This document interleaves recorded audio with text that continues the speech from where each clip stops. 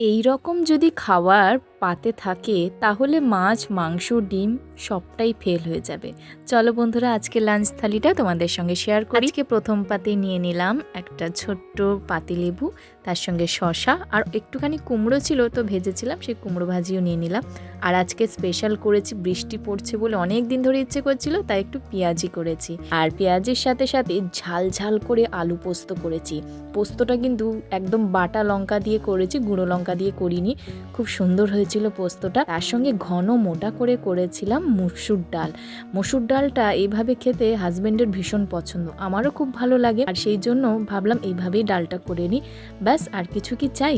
এই দিয়ে কিন্তু আজকে জমিয়ে খাওয়া দাওয়া হলো। জানি আমার মতো অনেক বাঙালিরাই আছেন যারা কিন্তু এইভাবে খেতে ভীষণ ভালোবাসেন।